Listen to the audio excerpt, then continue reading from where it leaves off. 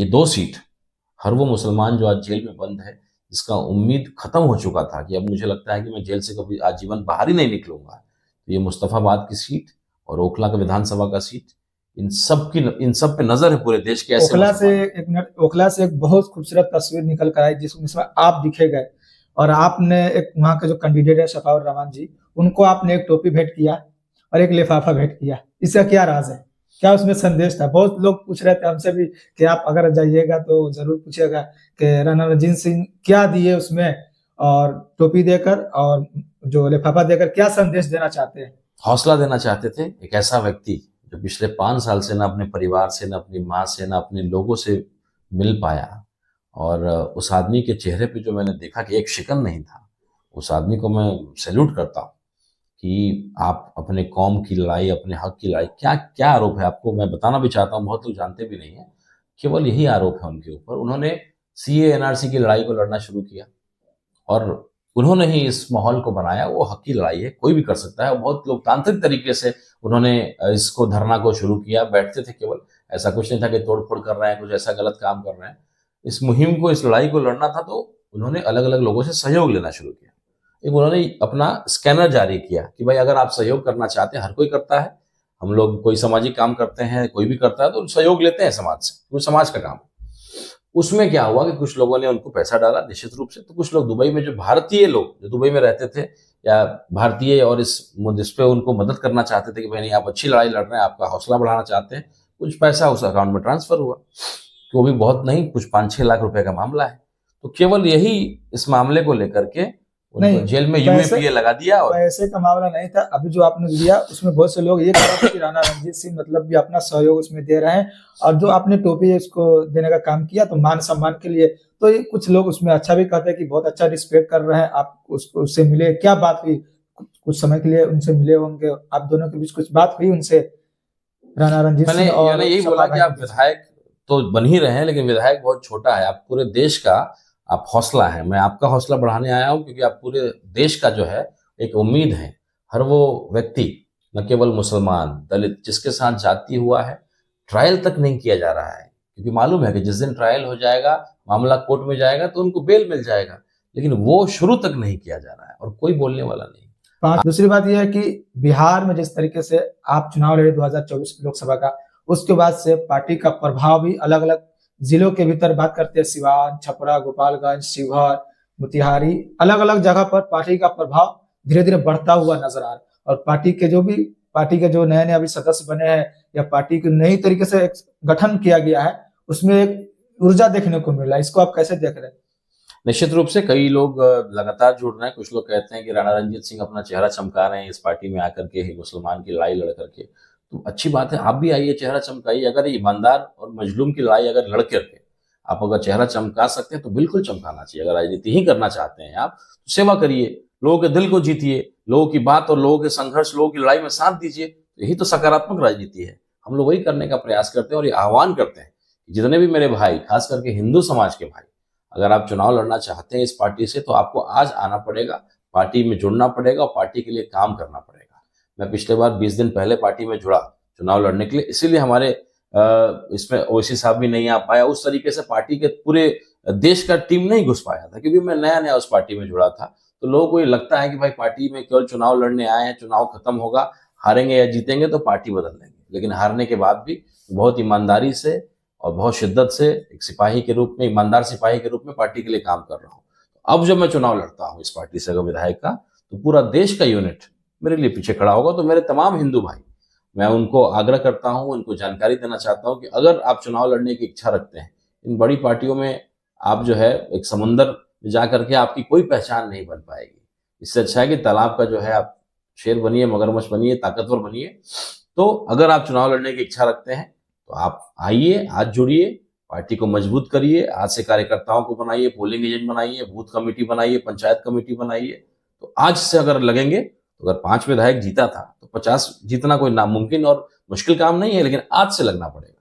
तो ये सोच रहा हो कि चुनाव के 20 दिन पहले आके टिकट ले लेंगे, इस पार्टी में ऐसा नहीं होता। हम पैसे लेकर के टिकट नहीं देते हैं। और खास करके तिरहुत प्रमंडल की 48 विधानसभा सीट को जो है जवाबदेही मुझे प्रदेश अध्यक्ष अख्तरुल इमान साहब ने, हमारे महासचिव इंजीनियर आफ्ताब साहब ने, राष्ट्रीय प्रवक्ता और युवा अध्यक्ष आदिल हसन साहब लोगों ने तिरहुत की जवाबदेही मुझे देने का काम किया है। तो तिरहुत से मेरे जितने भाई चुनाव लड़ना चाहते हैं वो सादर आमंत्रित हैं। आज आइए, जुड़िए, पार्टी को मजबूत करिए। तो ओवैसी साहब भी आपके लिए वहां मेहनत करेंगे और पूरी टीम आपके लिए मेहनत करेगी। जैसे कि आपको तिरहुत का मतलब आपको प्रभारी बनाया गया, आपको जिम्मेदारी दिया गया है, तो क्या ये उम्मीद लगाई जाए कि आप तिरहुत से ही चुनाव लड़ सकते हैं किसी भी विधानसभा से, या अगर आपको उम्मीद लग रहा है कि हम आप ढाका से या सीतामढ़ी से या मधुबन से कहाँ से चुनाव लड़ सकते हैं, कुछ बता सकते हैं तो, कि चुनाव लड़ेंगे या सिर्फ लड़ाएंगे चुनाव? देखिए, रणजीत सिंह, अभी तो सीमांचल के भाइयों का आग्रह है कि आप सीमांचल से चुनाव लड़िए।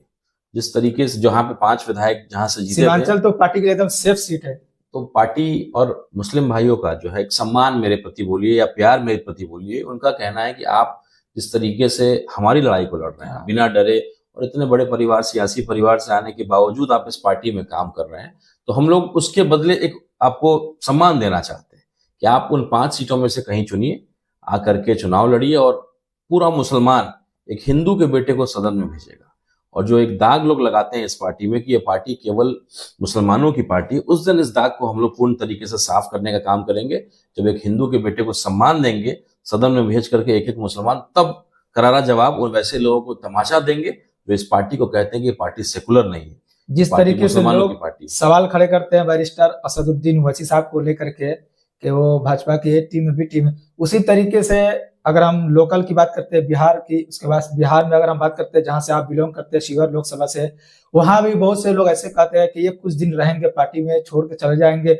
तो ऐसा आपको क्या महसूस हुआ कि आपका जो परिवार था वो आरजेडी से बिलोंग करता था, आपके स्वर्गीय पिताजी थे वो आरजेडी से बिलोंग करते थे, लंबे समय तक उसमें रहे, अपनी राजनीति करते हुए नजर आए, लेकिन आप जो है बैरिस्टर असदुद्दीन ओवैसी साहब के पार्टी में गए, उनके ऐसा कौन सा चीज, उनके कौन सी आपको लगा कि आप उसमें ज्वाइन किए और अभी तक डटे हुए हैं? और आपके हमेशा बाइट हम भी सुनते रहते हैं, लोग भी सुनते हैं कि मेरी फर्स्ट पार्टी है और लास्ट पार्टी है। देखिए, ये जो हम लोग को फ्रीडम मिलता है, आज मैं जिस पार्टी में हूँ, मैं भगवा गमछा भी रख सकता हूँ, चंदन टीका भी लगा सकता हूँ। क्या आरजेडी में मैं होता तो भगवा गमछा रख सकता था? मतलब एक इंडिपेंडेंट आप यहाँ पर अपने आप में महसूस कर रहे हैं? बिल्कुल इंडिपेंडेंट, और हमें किसी से पूछना नहीं पड़ता है। अगर किसी गरीब के साथ, किसी मजलूम के साथ जाति हो रहा है, तो हमें अपने प्रदेश अध्यक्ष या पार्टी से पूछना नहीं पड़ेगा कि भाई फलाने जात का मामला है, इसको उठाएं कि नहीं उठाएं, चिलाने जात का मामला उठाएं कि नहीं उठाएं। एक फ्रीडम है मुझे। केवल हमारे प्रदेश अध्यक्ष अख्तर अली ईमान साहब का और हमारी पार्टी का जो सिद्धांत है, किसी भी गरीब की लड़ाई को लड़ना है, किसी मजलूम की लड़ाई लड़ना, बेझिझक लड़िए, कोई रोक टोक नहीं है, क्योंकि हमारे यहाँ पास ईडी सीबीआई का चक्कर नहीं है। बाकी पार्टियों में क्या है, कुछ मुद्दे पे आप उठाइएगा तो ऊपर से फोन आ जाता है कि देखिए भाई ईडी सीबीआई का दोबारा जांच करा देंगे, आप लोग जो है इस मुद्दे को छोड़ दीजिए, इस मुद्दे को मत उठाइए।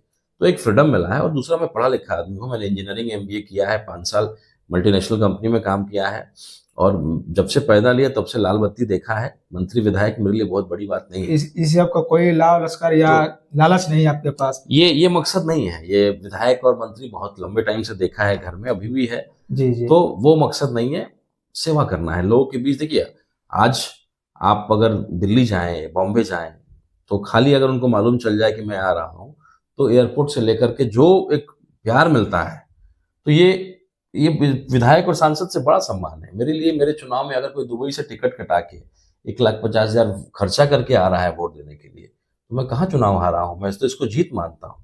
और एक नेता वो होता है, एक बहुत बड़े समूह को इफेक्ट कर सकता है, अपनी बात को जो है उसके बाद से प्रभावित कर सकता है। तो वो पावर है हमारे पास। कोई एक विधायक होगा तो एक जगह का विधायक होगा।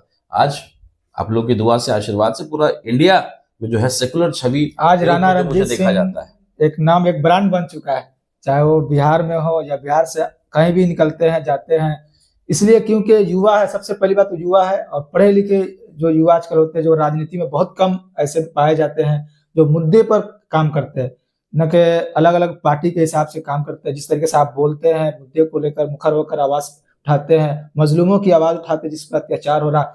अगर हम अपने, आप जहाँ से बिलोंग करते हैं शिवहर लोकसभा से, तो पिछले कई बार जो दलित को लेकर घटना हुआ, भाजपा के जो जिला अध्यक्ष थे उनके द्वारा, उसके बाद से बहुत सारी समस्या जो उठाते हुए आप नजर आते रहते हैं। तो इसको भी लेकर के, क्योंकि आजकल सोशल मीडिया का जमाना, लोगों तक बात पहुंचती है, तो इसकी वजह से लोग आपको ज्यादा पसंद करते हैं। इस पे आप क्या कहना चाहते हैं? अब देखिए ना, लोग बोलते हैं कि भाजपा की बी टीम है एमआईएम, तो जिला अध्यक्ष की गाड़ी पुलिस ने बरामद नहीं की थी। और आपको बता दें वो जिला अध्यक्ष अब हट भी चुके हैं, जी अब वो जिला अध्यक्ष नहीं है। जी तो भाजपा की बी टीम होती तो आपको लगता है कि मैं ऐसा काम करता मेरे इलाके में जब मामला आया था। तो ठीक है, ये लगता है समय किसी को विश्वास दिलाने में, किसी का दिल जीतने में, लेकिन मैं बहुत ईमानदारी से अपनी लड़ाई को लड़ रहा हूँ। और अगर कोई कहते हैं कि भाई केवल मुसलमानों के मुद्दे को क्यों उठाते हैं, तो इसलिए उठाता हूँ क्योंकि बाकी मुद्दे को उठाने के लिए कई लोग हैं, लेकिन आज मुसलमान का मुद्दा उठाने का ताकत किसी हिंदू में नहीं है। मैं राजपूत समाज से आता हूँ, क्षत्रिय समाज से आता हूँ, लड़ना मेरे खून में है और ईमानदारी की लड़ाई लड़ रहा हूँ। जिनको नहीं मालूम है कि आज जो 2 सीट हम लड़ रहे हैं, ओखला मुस्तफाबाद, आप सीधे न्यूज में सुनते हैं, न्यूज किसका है? भाजपा वालों का न्यूज चैनल। वो आतंकवादी बना देते हैं। अरे भाई, आतंकवादी आप किसी को बना दीजिएगा, हर वो मुसलमान जिसके ऊपर छोटा मोटा भी आरोप लगता है, उसके अंदर खौफ है कि अब कहीं मुझे परमानेंट ना भेज दे, यूएपीए लगा करके ना वही भेज कपिल मिश्रा की अगर बात करते हैं तो वो बाहर घूम रहा है। रात दिन आप सोशल मीडिया के द्वारा देखते हैं उसकी कैसी कैसी बयान आते रहते हैं, कैसे कैसे उसके वाइट आते रहते हैं, लेकिन वो फिलहाल अभी आजाद घूम रहा है, चुनाव भी लड़ रहा है इस बार। लेकिन वही दे। अगर बिल्कुल, कई ऐसे लोगों पे यूएपीए लगा, मनीष कश्यप जी पे भी लगा था, वो हट गया, और ऐसे कई लोगों के पास हट जाता है। लेकिन मुसलमान इस खौफ में रहता है कि अगर हम कुछ विरोध करेंगे, अपने हक की लड़ाई लड़ेंगे, तो कहीं ना कहीं अगर बीजेपी वाले को नजर पड़ा तो मुझे परमानेंट ठेल देंगे जेल में।